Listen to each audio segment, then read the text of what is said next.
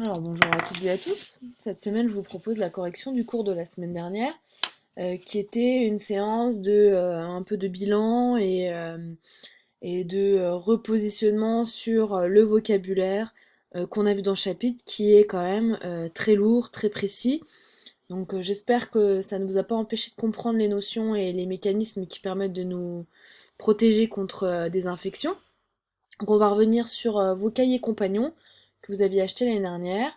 Et on va essayer de compléter les pages du cahier compagnon avec les termes que nous avons vus dans le cours. Alors, je ne vais pas corriger tous les exercices, etc. Je vais vous corriger ceux pour lesquels vous ne pourrez pas trouver forcément de corriger facilement. Donc, pour commencer facilement, la page 82. Donc, vous aviez de quoi retenir l'essentiel. Donc, c'est une autre forme de cours, c'est des bilans plus longs, si vous voulez. Parfois, ils sont formulés de manière un peu plus complexe ou plus simple, hein, ça dépend des personnes. Donc, je vous invite à bien les lire, à vous les approprier en soulignant, surlignant, en réécrivant au crayon de papier à côté, voilà, des définitions si vous voulez, faire des liens vers votre cahier. L'idée, c'est voilà, c'est de lire une autre forme de bilan pour voir si vous avez bien compris les notions. Donc ensuite, l'évaluation avec le petit document, assez simple, il fallait comparer les deux et dire lequel était une bactérie, lequel était un virus. Donc si on observe ce qui était proposé, ici on a un être microscopique, hein, on voit que c'est au microscope électronique transmission, donc c'est très petit, 0,28 micromètres, donc 10 puissance moins 6 mètres. Et on voit que cet organisme est constitué d'ADN complet, d'une paroi et d'une membrane, donc double protection. Le deuxième micro-organisme présenté, déjà on en voit plusieurs. On vous présente du matériel génétique, donc c'est pas de l'ADN, d'accord? C'est des bouts d'ADN, mais c'est pas complet. Et une simple enveloppe. Et on regarde la taille et on voit que c'est beaucoup plus petit que l'autre. Donc par comparaison, on peut déduire qu'ici il s'agit d'une bactérie qui va pouvoir se développer toute seule puisqu'elle a de l'ADN, elle a voilà, de l'ADN qui est complet, elle est autonome, la bactérie, elle a juste besoin de bonnes conditions pour vivre et se nourrir comme n'importe quel être vivant. Et elle va faire sa vie, elle va se diviser grâce à son ADN et se multiplier causant une infection. Ici, on a des virus, donc vous voyez, ils sont beaucoup plus petits. On avait vu en début de chapitre que les virus n'étaient pas capables de se diviser tout seuls. Ils avaient besoin de rentrer dans une cellule, de l'infecter, d'utiliser le matériel génétique de la cellule pour faire l'infection. Donc c'est pour ça qu'ils n'ont pas un ADN complet, ils sont trop petits de toute manière. Donc ici, nous avons bien un virus. Pour les définitions, je ne vais pas vous en donner. Essayez de faire avec vos propres mots, avec ce qu'on a vu. Sinon, un dico, hein, c'est très bien. L'idée, c'est voilà, de maîtriser ces quatre termes-là qui concernait plutôt le début du chapitre. Ensuite, page 83. Donc encore une fois, vous avez des bilans qui sont plus longs, qui sont plus complets aussi, hein, mais moi le but c'est pas de vous donner tout le vocabulaire, c'est que vous compreniez, hein, on est à distance, il n'y a pas de classe. Donc là vous avez vraiment des choses très complètes que vous pourrez aller rechercher pour celles et ceux qui iront en seconde hein, et qui referont de l'immunologie plus tard. Le petit exercice. Il fallait redessiner une phagocytose, chose que vous aviez sur les documents d'une activité.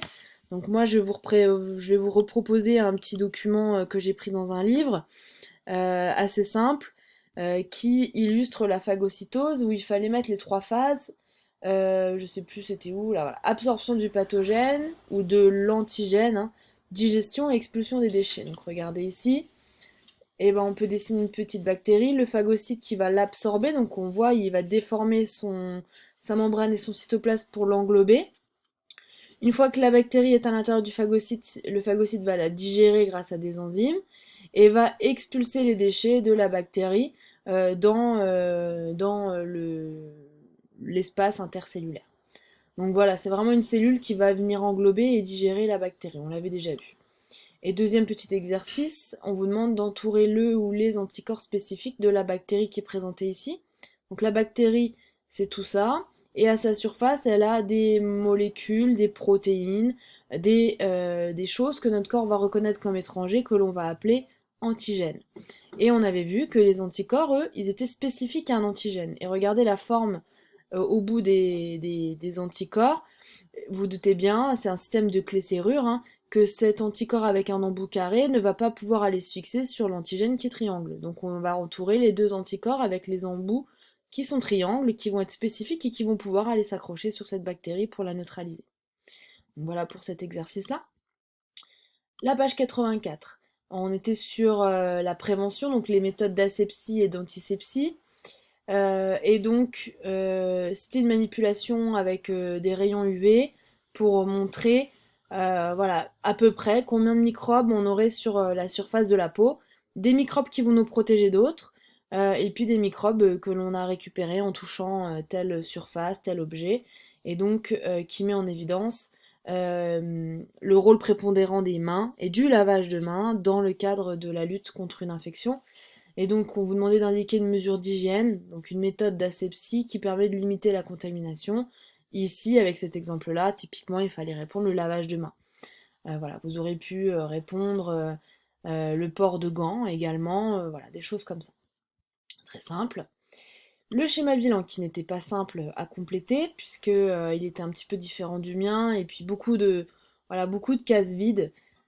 C'est un peu l'inconvénient de votre cahier compagnon, c'est que si vous n'avez pas le bon livre qui vous permet d'aller chercher les réponses, c'est assez difficile. Donc moi je vous propose une version scannée du livre de correction du cahier compagnon que j'ai modifié un petit peu parce qu'il y a des choses qui me plaisaient moyennement.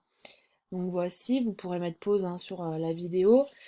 Donc on va partir de l'extérieur du corps au niveau de la peau et on voit que voilà, dans le milieu extérieur, il y a des virus et des bactéries. Euh, Si on veut lutter à ce stade-là pour éviter qu'ils rentrent, ce sont les mesures d'hygiène. Je vous ai rajouté ici asepsie, antisepsie.